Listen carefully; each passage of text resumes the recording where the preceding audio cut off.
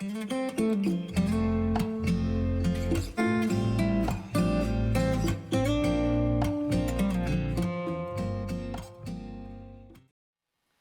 convidar a igreja a abrir a palavra do Senhor no Evangelho de Jesus Cristo, conforme nos escreveu Marcos, no capítulo de número 4.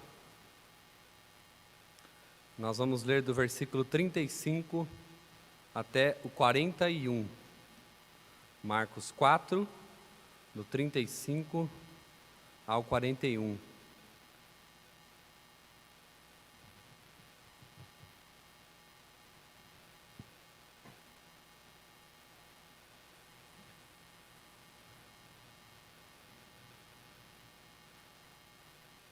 Todos acharam?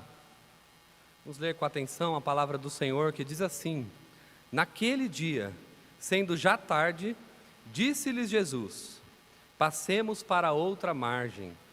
E eles, despedindo a multidão, o levaram assim como estava, no barco, e outros barcos o seguiam. Ora, levantou-se grande temporal de vento, e as ondas se arremessavam contra o barco, de modo que o mesmo já estava a encher-se de água. E Jesus estava na polpa, dormindo sobre o travesseiro. Eles o despertaram e lhe disseram: Mestre, não te importa que pereçamos? E ele, despertando, repreendeu o vento e disse ao mar: Acalma-te, emudece. O vento se aquietou e fez-se grande bonança. Então lhes disse: Por que sois assim tímidos? Como é que não tendes fé? E eles, possuídos de grande temor, diziam uns aos outros: Quem é este, que até o vento e o mar lhe obedecem? Vamos orar ao Senhor?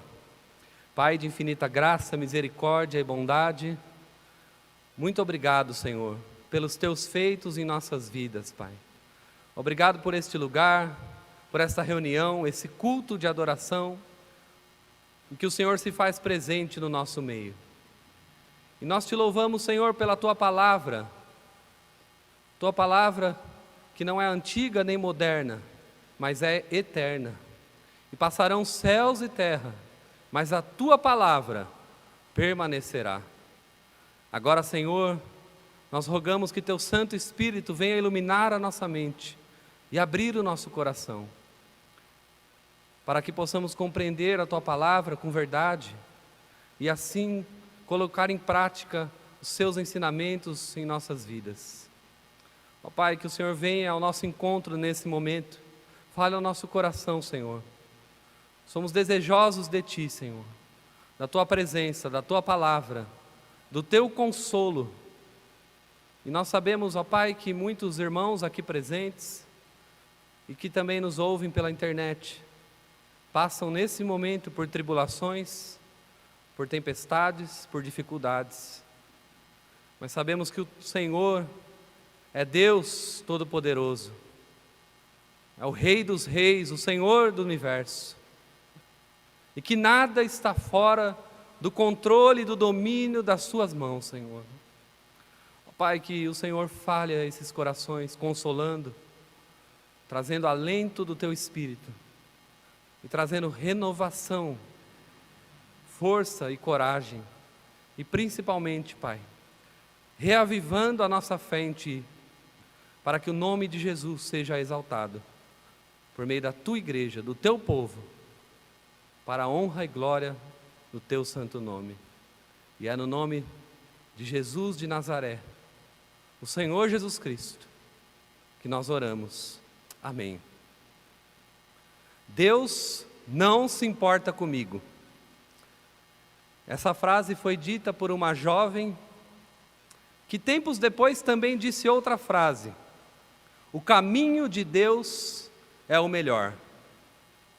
O nome dessa jovem é Mary Ann Beck. Ela era de uma família tradicional, simples, humilde, mas uma família cristã, que congregava numa igreja batista em Chicago. E essa jovem falou essa frase: Deus não se importa comigo e nem com os meus, porque ela passou por duas tragédias na sua vida, que marcaram a sua história para sempre. A primeira, quando ela era ainda jovem e tinha uma irmã e um irmão, os seus pais morrem acometidos pela tuberculose. Primeiramente a sua mãe e depois o seu pai. E apesar dos 3 irmãos serem muito jovens, eles continuaram a levar a vida adiante, continuaram a congregar e a servir ao Senhor Jesus Cristo. Tempos depois, uma segunda tragédia acomete a vida daquela família, que também marca o coração dessa jovem. O seu irmão, que naquele momento era o único homem da casa, também é acometido pela tuberculose. E no desespero dela e de sua irmã, em querer ver seu irmão com saúde, se recuperar dessa doença, para que não tivesse o mesmo fim trágico dos seus pais, ela e sua irmã resolvem levar o irmão para a Flórida, buscando um clima mais ameno, para que a tuberculose não avançasse mais e chegasse no seu estágio avançado. Então ela e a irmã recolhem todas as economias que elas tinham guardado para enviar aquele jovem, o irmão delas, para a Flórida, e assim o fazem. O jovem chega lá e a doença só se agrava, só piora, dia após dia. E o pior, Mary Ann Beck e sua irmã não têm mais dinheiro para ir também para a Flórida e acompanhar o irmão durante essa tragédia, essa doença. 2 semanas depois que o irmão está na Flórida, o mal se agrava, a doença se avança e o irmão também vem a falecer. E para desespero das 2 irmãs, sozinhas, no mundo, sem dinheiro, sem esperança, elas se desesperam porque não conseguem nem trazer o irmão de volta para Chicago para realizar o serviço fúnebre e nem ir até lá para participar do velório do irmão. E então, nesse contexto, Mary escreveu: embora nosso choro não fosse como os outros que não têm esperança, e embora eu tivesse crido em Cristo desde menina, e desejasse sempre viver uma vida consagrada e obediente a Deus, tornei-me terrivelmente rebelde a esse desígnio da providência divina. Eu disse no meu coração que Deus não amava a mim e nem aos meus.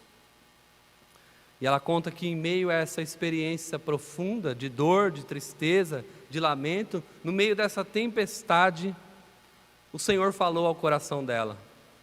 O Senhor veio socorrê-la, consolá-la. E ela diz a seguinte frase: mas a própria voz do meu mestre veio acalmar a tempestade no meu coração rebelde e me trouxe a calma de uma fé mais profunda e de uma confiança mais perfeita. Deus consolou o coração daquela jovem. E mais, o Senhor trouxe recursos e provisão para que o corpo do seu irmão fosse trazido para Chicago, e assim pudesse ser realizado o serviço fúnebre. O pastor delas, reverendo Horatio Palmer, pastor batista, conhecia essa jovem de perto, sabia que ela era uma jovem crente, sabia da tempestade, das tribulações, tinha acompanhado a história de perto. E então ele pede para ela que prepare alguns hinos para serem cantados durante a escola bíblica dominical. E deu àquela jovem as lições que seriam compartilhadas nas EBDs. E diante daquelas lições, ela deveria escolher os hinos com os temas semelhantes àqueles que estavam nos estudos. E ela começa a separar os hinos, a olhar os estudos que o pastor dela deu para ela. Mas até um determinado momento, que os seus olhos fixam em um estudo. E esse estudo tinha como tema: Cristo acalma a tempestade. Marcos capítulo 4, do versículo 35 até o 41. Essa experiência com esse texto e com esse momento da vida dela fez com que ela olhasse para toda a sua história e ver como Cristo, de alguma maneira, sempre trouxe alegria ao seu coração, mesmo diante das tragédias e das tempestades mais terríveis que ela já havia enfrentado. Aquele texto entrou no coração daquela jovem, esse texto que nós lemos.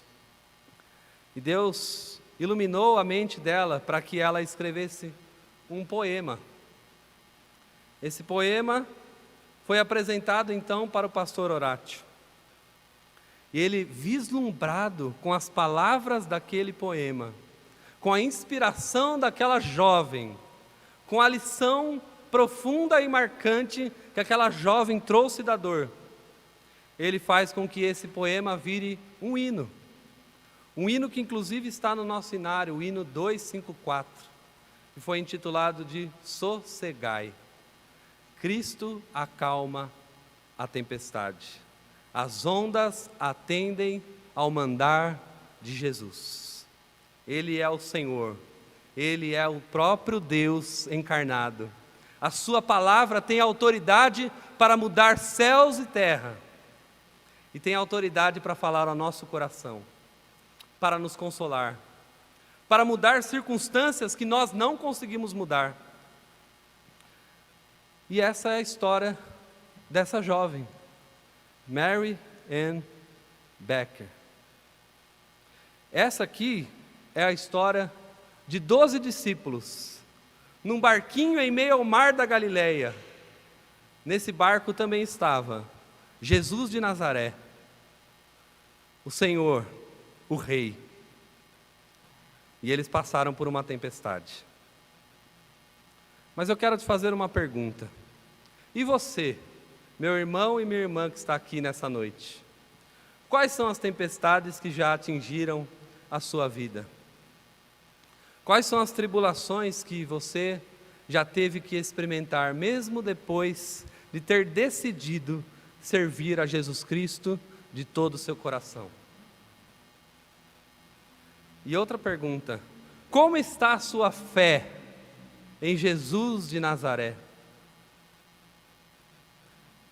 Quais são as lições que você tira ou tirou das tempestades, das tribulações?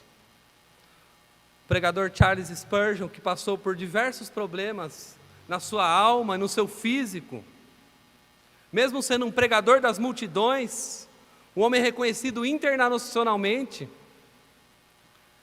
também teve depressão, também passou por dificuldade, e ele diz assim: aqueles que mergulham no mar das aflições trazem pérolas raras para cima. Veja, toda tribulação, toda tempestade, toda dor e angústia que eu e você passamos tem como propósito final trazer alguma lição ao nosso coração, trazer algum fortalecimento para a nossa fé. Não tem o propósito de nos levar para longe de Jesus Cristo e do reino de Deus, pelo contrário.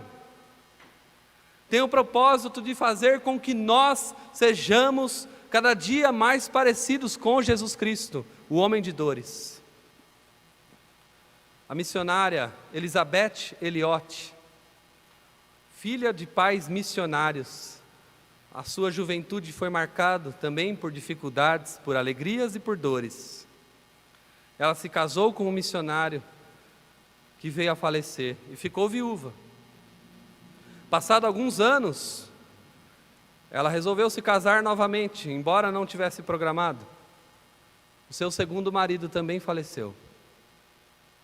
Essa mulher, em meio a profunda dor e sofrimento, depois de ficar viúva 2 vezes, escreveu no seu livro: O Sofrimento Nunca é em Vão. E ela coloca para nós a seguinte frase, preste atenção: algumas situações difíceis têm ocorrido em minha vida, é claro, assim como na sua. E eu não posso lhe dizer, sei exatamente aquilo que você está passando, mas posso afirmar, conheço aquele que sabe. E cheguei à conclusão que foi por meio do sofrimento mais intenso que Deus me ensinou as lições mais profundas. Foi no meio do sofrimento, foi no meio do vendaval, foi no meio da dor, foi em meio ao vale da sombra da morte que ela experimentou graça, misericórdia e o amor revelado de Deus na cruz de Cristo. Meus irmãos, nós passamos tempos difíceis na nossa sociedade, na igreja, em nossas famílias. O caos está instalado no mundo financeiro, ético, moral, religioso, educacional. Eu e você passaremos por tribulações, sim. A Bíblia nos diz que nos últimos dias passaremos por tempos difíceis. Os homens serão egoístas, avarentos, mais amantes de si mesmo do que de Deus, amigos do mundo, desafeiçoados, não honram pai e mãe. Tudo isso tem acometido a nossa sociedade. Mas, meus irmãos, a igreja triunfará sobre a sociedade, sobre a cultura, sobre a política, sobre o caos, porque Cristo é o cabeça da igreja. Agora, é bem verdade que eu e você, irmãos, precisamos estar preparados. Se te mostrares fraco no dia da angústia, é porque a tua fé é pequena. Aumenta, Senhor Jesus, a nossa fé em Ti, para a honra e glória do Teu santo nome. E assim como Marian Beck aprendeu as lições mais preciosas em meio à dor e ao sofrimento, assim como Elizabeth Elliot aprendeu que o sofrimento nunca é em vão, esses 12 homens nesse barco, juntamente com Jesus, puderam experimentar a glória divina revelada na pessoa de Jesus Cristo. E da mesma forma, esse texto tem ensinamentos preciosos para nós. Certamente você já conhece essa história, não é verdade?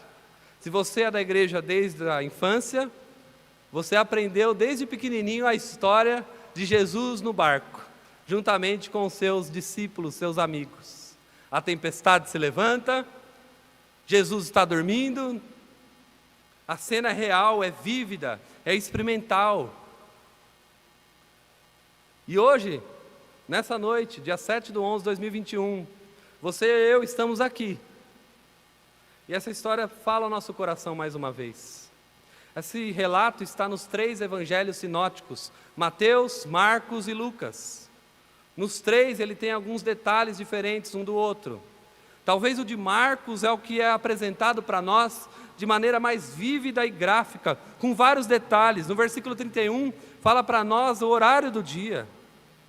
Também fala para nós no versículo 36, que eles levaram Jesus como ele estava. Versículo 36 também diz que haviam outros barcos que foram juntos. Versículo 37 diz que o barco estava se enchendo de água, as ondas estavam se arremessando contra o barco. Versículo 38 diz que Jesus estava dormindo na polpa do barco, sobre o travesseiro. E então vem a pergunta dos discípulos: Mestre, não te importa que nós pereçamos? Vem então a repreensão de Jesus à tempestade. Ele repreendeu o vento e disse ao mar: acalma-te, emudece. E imediatamente se fez grande bonança. E então vem a repreensão de Jesus: por que não tendes fé? Por que sois assim tímidos, tardios em compreender? E o último versículo 41 diz: e eles ficaram possuídos de grande temor, e diziam um para o outro: quem é este, que até mesmo o vento e o mar lhe obedecem? Eu quero analisar com você a partir do versículo 35 e 36, que diz que eles rumaram em direção ao perigo. Acompanhe comigo. Naquele dia, sendo já tarde, disse-lhes Jesus: passemos para a outra margem. Que dia é esse que o evangelista Marcos está dizendo para nós? Olha comigo, capítulo 4, versículo 1, volte um pouco comigo na sua Bíblia. Pois diz aí que voltou Jesus a ensinar à beira-mar, e reuniu-se numerosa multidão, a modo que ele entrou num barco onde se assentou, afastando-se da praia, e todo o povo estava à beira-mar, na praia. O que Jesus faz aqui é pedir para que seus discípulos preparassem um barquinho, para que ele se afastasse da praia, da multidão, e assim ele pudesse pregar os seus sermões, os ensinamentos acerca do reino de Deus. Quais foram esses sermões, irmãos? Primeiramente, a parábola talvez mais conhecida de todos, que é a parábola do semeador. O semeador saiu a semear. Algumas sementes caem à beira do caminho, outras são roubadas, outras caem em solo pedregoso, mas umas caíram em solo fértil. Depois vem a explicação da parábola, a parábola da candeia, a parábola da semente, a parábola também do grão de mostarda, que é a menor de todas as sementes, mas crescendo se torna a maior de todas as hortaliças, e as aves do céu vêm e se aninham nela.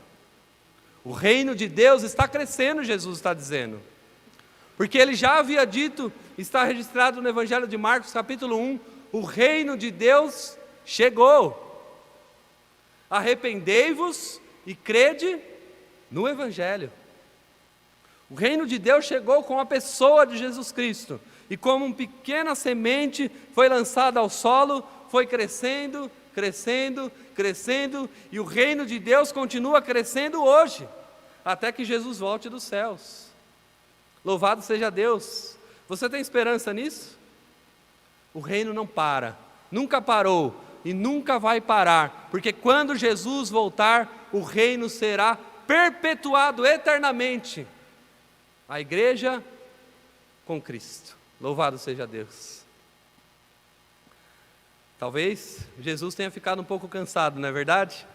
Vários sermões, dia quente da Palestina, multidões o espremindo, o chacoalhando, os discípulos confusos com o ensinamento das parábolas. Naquele dia que Jesus contou essas parábolas, sendo já tarde, ou seja, o sol estava se pondo, a noite estava chegando, já estava tarde, Jesus estava cansado. Qual a atitude de Jesus? Disse-lhes Jesus: passemos para a outra margem. O que Jesus está falando? Nós vamos sair daqui de Cafarnaum. Lembre-se, meu irmão, minha irmã, que Jesus estabeleceu o seu ministério em Cafarnaum. Ali, provavelmente, ele ficou hospedado na casa da sogra de Pedro. Lembra? Dali ele curou os enfermos, purificou os leprosos, levantou paralíticos, perdoou pecados, discutiu com os fariseus. Tudo isso aconteceu. Curou a sogra de Pedro, libertou os endemoniados, trouxe ensinamentos acerca do reino de Deus, ensinou no sábado na sinagoga. Mas agora, por algum motivo divino desconhecido para os discípulos, ele fala: nós vamos atravessar para o outro lado. Ou seja, eles sairiam de Cafarnaum e iriam para Genezaré. E lá nós sabemos o que vai acontecer, né? Vai encontrar o endemoniado, o gadareno. Os discípulos não sabiam disso. Mas olha o que diz o texto no versículo 36. E eles, ou seja, os discípulos, despedindo a multidão, o levaram, assim como estava, no barco, e os outros barcos o seguiam. O que o texto está dizendo para nós, irmãos? Que Jesus já estava no barco. Nós vimos lá no versículo 1, que ele pregou esses sermões de dentro do barco, assentado como um mestre, que usou aquela praia e aquele barco como púlpito, para ensinar acerca do reino dos céus. Eu acho essa imagem maravilhosa. O próprio Deus Criador, utilizando aquela praia, aquele local, utilizando um barco que balançava conforme a maré, as pessoas curiosas, todas com os olhos fitos a Ele, e Ele ensinando acerca do reino dos céus. Então, o texto diz que quando Ele fala, vamos lá para o outro lado, os próprios discípulos providenciam a despedida. Fala, viu, nós vamos embora, fiquem com Deus, fiquem tranquilos, porque Jesus quer atravessar para o outro lado. E o texto nos diz, no versículo 36, que eles levaram Jesus assim como estava. Ou seja, não houve nenhum preparativo para a viagem. Meus irmãos que viajam e às vezes precisam levar as suas esposas e filhos, a gente sabe que precisa de um tempo, né? Para a gente refletir e falar, olha, a gente vai para tal lugar, então eu vou separar tais itens: cobertor, travesseiro, roupa de banho, roupa de cama, itens de higiene, para que nós tenhamos uma viagem tranquila, guloseimas para a viagem. Mas repare que eles não têm essa oportunidade, e Jesus vai assim como estava. Repare no detalhe que os outros barcos o seguiam. Ou seja, quando eles saem de Cafarnaum, rumo a Genezaré, quando eles começam a se despedir da multidão, a multidão não dá sossego para Jesus. Os outros barcos também vão atrás dele. E então, o que acontece lá no meio, meus irmãos? Versículo 37. Ora, levantou-se grande temporal de vento, e as ondas se arremessavam contra o barco, de modo que o mesmo já estava a encher-se de água.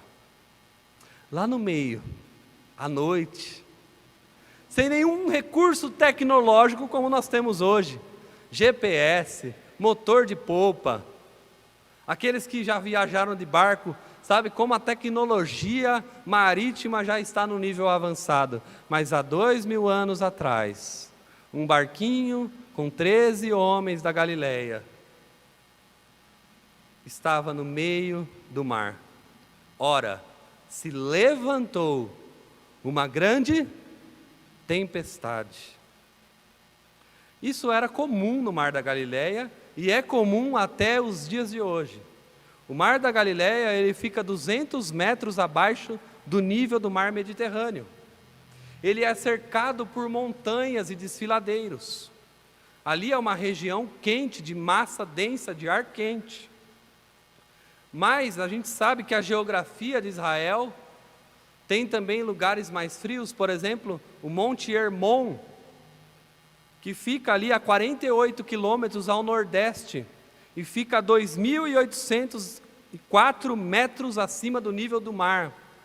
De lá vem o orvalho do Hermon, que desce pelas montanhas. Esse orvalho, então, passa por Israel até chegar no mar da Galileia. Esses desfiladeiros em torno do mar da Galileia fazem correntes de vento gelado. Quando as correntes de vento gelado se chocam com as correntes de ar quente, naturalmente o que acontece? Ventos impetuosos. O mar da Galileia produz condições climáticas tempestuosas, situação pela qual é perigoso até os dias de hoje. O forte vendaval, ou o grande temporal, escrito no versículo 37, também pode ser traduzido como um furacão. Um furacão chegou ali naquele lugar. O que acontece quando o vento toma o mar? As ondas também se levantam. É o que diz aí no texto. E as ondas se arremessavam contra o barco, de modo que o mesmo já estava a encher-se de água. Eu creio que qualquer um aqui ficaria desesperado numa situação assim. Escuro, à noite, chacoalhando o barco, ventos fortes batendo, barulho batendo no convés do barco, as ondas se levantando, e o pior, se arremessando contra o barco. E mais ainda, diz o texto que a água estava enchendo o barco. A gente sabe que a água fora é bom, mas a água dentro é sinal de que vai levar o barco a pique. Se continuasse a situação, certamente eles iam afundar e todos eles iriam perecer ali. O que Jesus estava fazendo, irmãos? Versículo 38. E Jesus estava na popa, dormindo sobre o travesseiro. Meus irmãos, que reação de Jesus. A gente olha esse texto, a gente fica impressionado.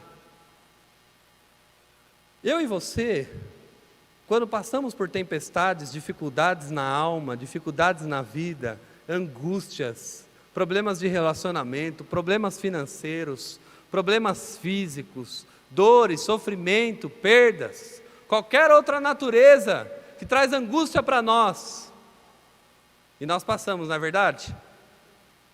Ou alguém aqui está vivendo uma vida de perfeita paz e tranquilidade, já pode ser arrebatado.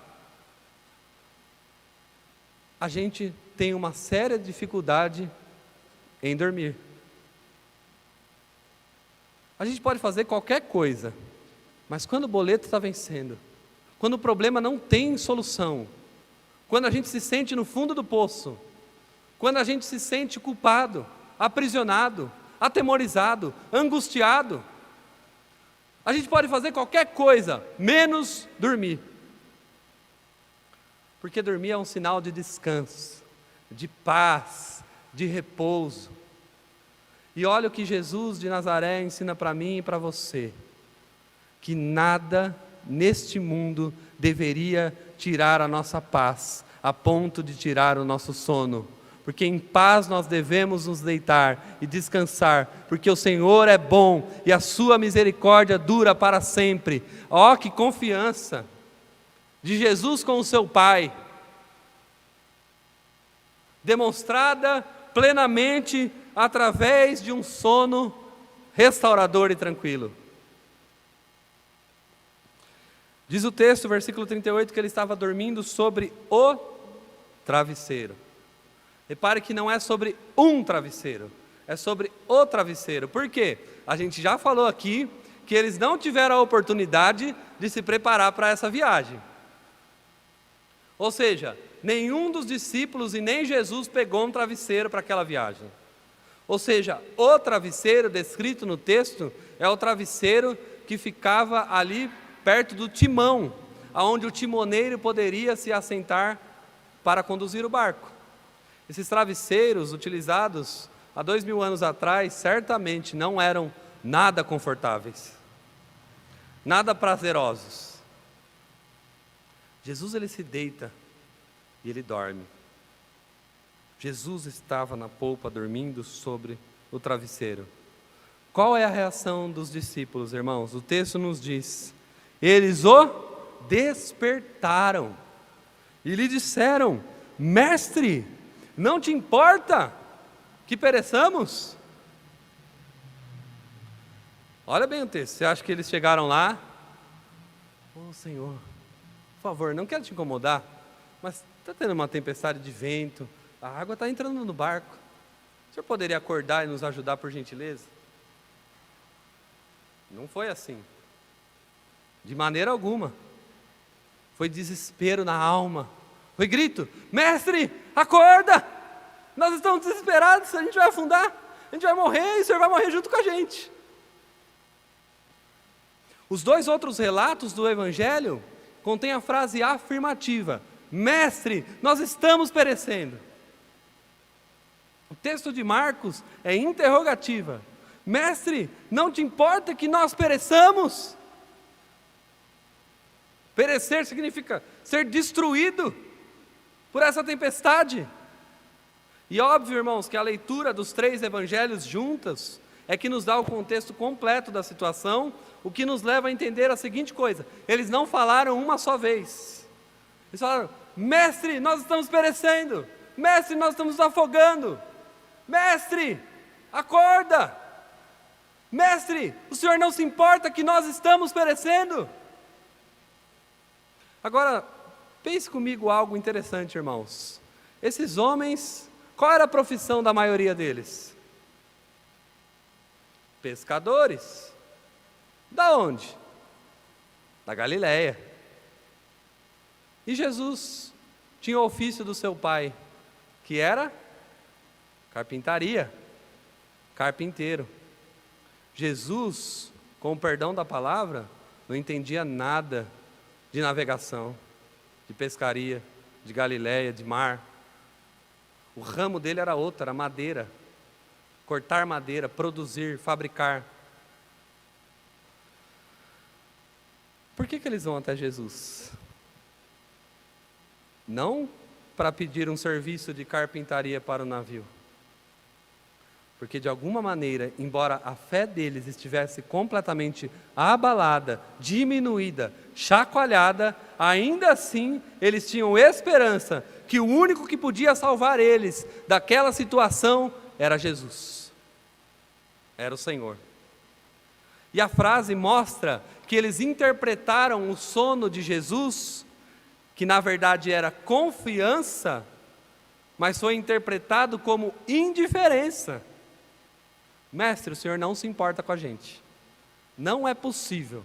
A gente está desesperado, a gente está se afogando e o Senhor está dormindo. Meus irmãos, quantas vezes a gente acha que Jesus não se importa conosco?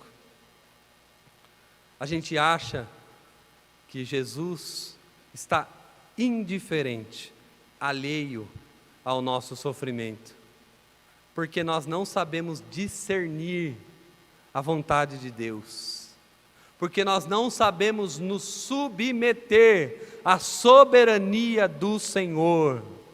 A gente põe na frente a ansiedade, o medo, o pavor. Mas Jesus faz algo miraculoso. Versículo 39. E eles e ele, despertando, repreendeu o vento e disse ao mar: acalma-te, emudece. O vento se aquietou e fez-se grande bonança. Acalma-te, emudece. Duas palavras e tudo está resolvido. Duas palavras de Jesus e tudo é colocado no seu devido lugar. A palavra emudece já foi usada pelo evangelista Marcos outras vezes, e sempre foi descrita para ele emudecer os demônios. Lembre-se que quando Jesus fazia milagres, os demônios falavam: verdadeiramente nós sabemos quem tu és, o Filho de Deus. E Jesus não conversava com eles, igual nas igrejas neopentecostais. Jesus falava: cala-te, emudece. Imediatamente eles obedeciam. O texto está nos mostrando, irmãos, que Jesus Cristo é Deus e que Ele tem autoridade sobre tudo e sobre todos. Ele tem autoridade sobre as doenças, Ele tem autoridade sobre os demônios, Ele tem autoridade sobre os homens, porque Ele fala para os discípulos: vem, e esses o seguem. Ele tem autoridade sobre os fariseus, porque todos os debates foram vencidos quando Jesus trouxe o seu ensinamento. Jesus tem autoridade sobre tudo e sobre todos, mas até agora eram sobre pessoas e sobre espíritos imundos e malignos, mas agora o milagre é ainda maior. Uma tempestade se aquieta. Jesus é o Senhor dos senhores, o Rei dos reis. Acalma-te, emudece. O vento se aquietou e fez-se grande bonança. Meus irmãos, todos nós passamos por tempestades, de qualquer uma dessas naturezas descritas aqui. tempestades dentro de nós, fora de nós, circunstâncias, problemas. E nós não devemos negar que tudo isso vai acontecer conosco, como alguns fazem, prometendo coisas falsas que a palavra de Deus não promete. Porque o próprio Cristo que falou: no mundo vocês terão aflições. Mas não se preocupem, eu venci o mundo. As dificuldades vão vir, mas aquele que confia no Senhor permanecerá na paz que excede todo entendimento. Foi o próprio Jesus que disse: a minha paz eu vos dou, não vou-la dou como o mundo a dá. Essa paz é o Shalom, é uma paz de alma, de estado perpétuo com o Senhor. Com Jesus nós temos paz em meio às circunstâncias, mas mais que isso, com Jesus nós temos a paz de Deus, mas também a paz com Deus. E temos paz com Deus, pois fomos justificados pela fé, mediante Cristo Jesus, o nosso Senhor. Agora eu te pergunto, e os outros barcos que foram junto nessa empreitada no mar da Galileia? O texto não diz para nós, os outros barcos o seguiam. Eu gosto de imaginar que eles também passaram pela tempestade, também estavam desesperados, mas Jesus não estava no barco deles. Jesus estava no barco com os discípulos. Automaticamente, quando Jesus repreende aquela tempestade, todo o mar da Galileia se aquieta. Então, os outros barcos souberam de duas coisas: houve uma tempestade sinistra, um vendaval, ondas gigantes.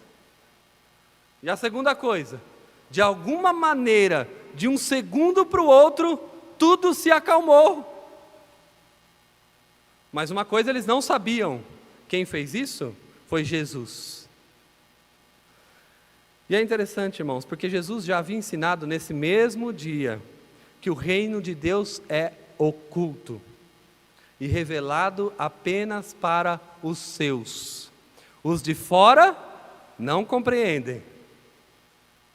As parábolas são para ocultar as coisas dos de fora e revelar para os de dentro. O reino de Deus é revelado somente para os escolhidos de Deus, que Deus abre o coração, ilumina a mente, e a semente do Evangelho é plantada, semeada, regada, e vem a dar fruto, e muito fruto. Ou seja, o reino de Deus não é para todos. Nunca foi a ideia bíblica de que todos serão salvos, mas de que Senhor Jesus salva, cura e liberta. E que a semente é a palavra de Deus, e que o Evangelho é revelado de forma sobrenatural pelo Espírito Santo no coração das pessoas. Glória a Deus por isso. Não é força de persuasão. O apóstolo Paulo fala em 1 Coríntios capítulo 2, quando eu fui falar com vocês, eu não usei de sabedoria humana, eu não usei de estratagemas de sabedoria, eu usei apenas o Evangelho da cruz. Porque as coisas espirituais são loucura para os que perecem, mas para nós é o poder de Deus, é o Evangelho. De alguma forma, irmãos, o Evangelho atinge toda a sociedade. O reino de Deus impacta, influencia, é sal, é luz. Não está debaixo da cama, mas está em cima de uma montanha a igreja do Senhor Jesus. É o que ele diz no Sermão do Monte. Ninguém pega uma lamparina para colocá-la debaixo da cama, mas no velador, e alumia a todos que estão na casa. De alguma maneira o Evangelho impacta. O Evangelho preserva o mundo, irmãos. O mundo poderia ser muito mais mal do que ele é. Embora as tempestades estejam aí, se não fosse a presença santa da igreja no mundo, todos já teriam perecido. Mas Deus preserva o mundo pelos seus remanescentes, pela igreja. O sal que conserva a podridão e retarda as coisas para não se perecerem. O reino de Deus é oculto e revelado para os discípulos. A repreensão de Jesus, versículo 40. Então lhes disse: porque sois assim tímidos? Como é que não tendes fé? Nós já dissemos que esses homens tinham fé. A prova disso é que eles foram até Jesus. Ou seja, eles criam que Jesus tinha poder para mudar aquela situação. Mas qual é o problema aqui? Que Jesus repreende eles, porque a fé deles foi abalada e foi tomada pelo medo. E timidez aqui pode ser traduzida como medo, como espanto, como alguém que está apavorado diante de uma circunstância difícil. Então eles fizeram certo, eles foram até Jesus, mas eles foram apavorados. Agora presta atenção comigo, meus irmãos, num detalhe. O que Jesus havia dito lá no versículo 35, no começo do nosso texto? Naquele dia, sendo já tarde, o que Jesus disse? Passemos para outra margem. Jesus não havia prometido que eles iam chegar lá? Passemos. Quando Jesus fala, vai acontecer. Eles iriam passar. Ou seja, a fé deles deixou de confiar na palavra dada por Jesus. E todas as vezes que nós perdemos a credibilidade na palavra de Jesus, a nossa fé é abalada. Veja bem que muitas das nossas ansiedades, das nossas lutas, das nossas dores, cairiam por terra se nós nos apropriássemos da palavra de Deus, das promessas de Deus, se nós utilizássemos verdadeiramente aquilo que Deus promete para nós em meio às circunstâncias. O apóstolo Paulo diz que as armas da nossa milícia não são carnais, mas poderosas em Deus para destruir fortalezas e levar todo pensamento cativo a Cristo. O problema, meus irmãos, é que quando a angústia bate, a gente foge de Jesus. A gente acha que Ele não quer passar conosco a tribulação. A gente foge da palavra, a gente negligencia as Escrituras. Mas eu quero te dizer nessa noite, que nessa hora, que você passa pela tempestade, pela dificuldade, pela angústia, pela dor, é a hora mais importante de você voltar os seus olhos, o seu coração para a palavra de Deus, porque a palavra de Deus não volta vazia, antes cumpre o que apraz. Você confia na palavra de Deus? No mundo terei aflições, não se preocupem. Não andeis ansiosos de coisa alguma. Em tudo, porém, sejam conhecidas diante de Deus as vossas súplicas. Como que eu venço o medo da tempestade? Orando. Senhor, indo até Jesus.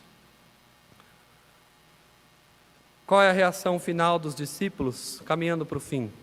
Versículo 41. E eles, possuídos de grande temor, diziam uns aos outros: quem é este que até o vento e o mar lhe obedecem? Como os judeus da Palestina, como homens que pertenciam à cultura e à religião judaica, eles sabiam de algo, que somente o Senhor Deus, Yahvé, aquele que se revelou para Moisés, para Davi, para Abraão, Isaque e Jacó, para Josué, esse Deus é o único Deus que pode mandar no mar.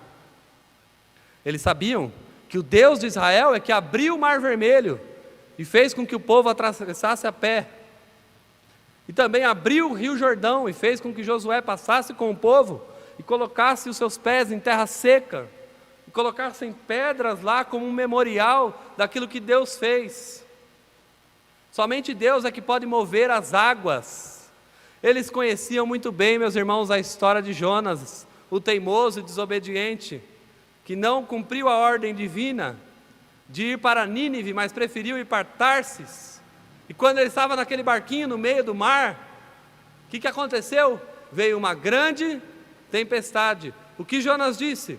Lancem-me ao mar, porque a fúria se levanta, é contra mim, porque eu desobedeci a Deus. Quando ele é jogado no fundo do oceano, engolido por aquele peixe, a tempestade cessa. Eles conheciam.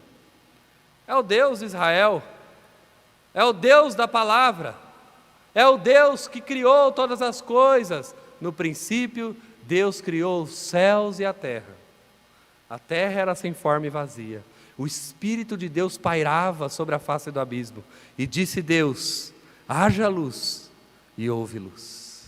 Esse é o Deus que criou os mares, os animais, as plantas, as sementes, céus, terra, estrelas, o micro, o macro.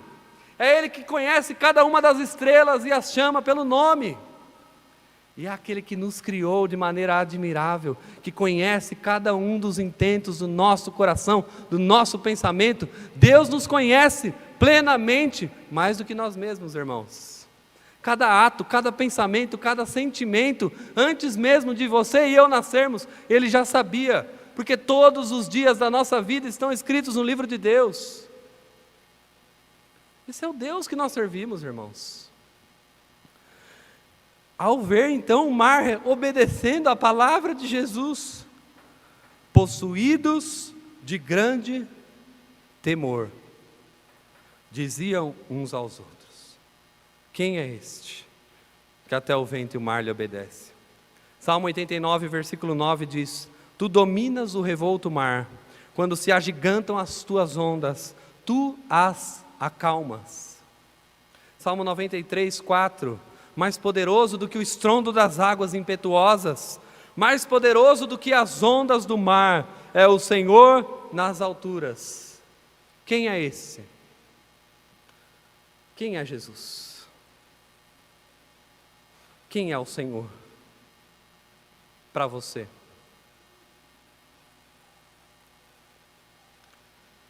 Esse é aquele que viveu uma vida perfeita, que foi concebido pelo Espírito Santo no ventre da Virgem Maria.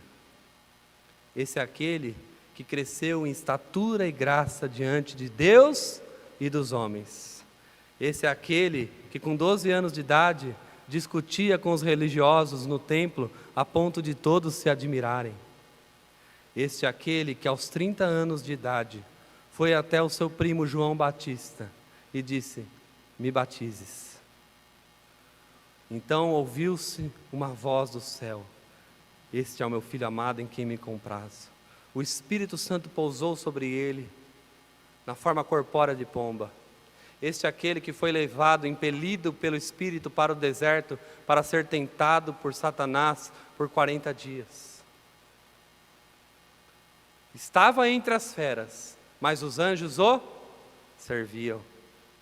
Este é aquele que estabelece seu ministério de cura, de milagres, de poder, como nenhum outro homem fez na face da terra. Esse é aquele que falou para aquela mulher que tinha um fluxo de sangue, que seria estancado naquele exato momento. Esse é aquele que ressuscitou a filha de Jairo. Esse é aquele que chamou o apóstolo Pedro, converteu o coração duro daquele homem. Esse é aquele que chamou Levi, aquele cobrador de impostos, para o seguir. Esse é aquele que disse ao paralítico: filho, perdoados estão os teus pecados, levanta-te e anda. Esse é aquele que disse várias vezes: a tua fé te salvou. Esse é aquele que disse: bem-aventurados humildes de espírito, porque deles é o reino dos céus.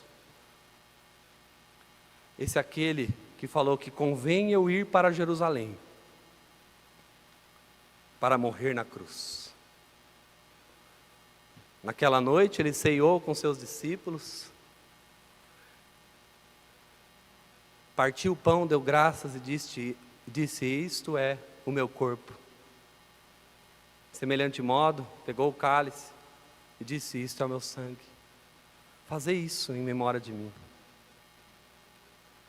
Esse é aquele que foi traído por Judas Iscariotes por 30 moedas de prata. Esse é aquele que foi julgado diante de Pôncio Pilatos e viu todos o abandonarem. Esse é aquele que foi dependurado, crucificado no madeiro, para pagar pelos pecados que não era dele. Aquele que nunca pecou, se fez pecado por nós. Esse é Jesus, o único Deus, vivo e verdadeiro, o único mediador entre Deus e os homens, Jesus Cristo, homem. Esse texto nos mostra, irmãos, que Jesus é completamente humano, dormiu no barco. Esse texto nos mostra que Jesus é completamente divino. Disse à tempestade: acalma-te, e se fez grande bonança. É somente assim que ele poderia ser o nosso mediador na cruz do Calvário. Os ensinamentos para nós, irmãos, é que toda tempestade, toda tribulação tem um alvo maior de Jesus: fortalecer a nossa fé.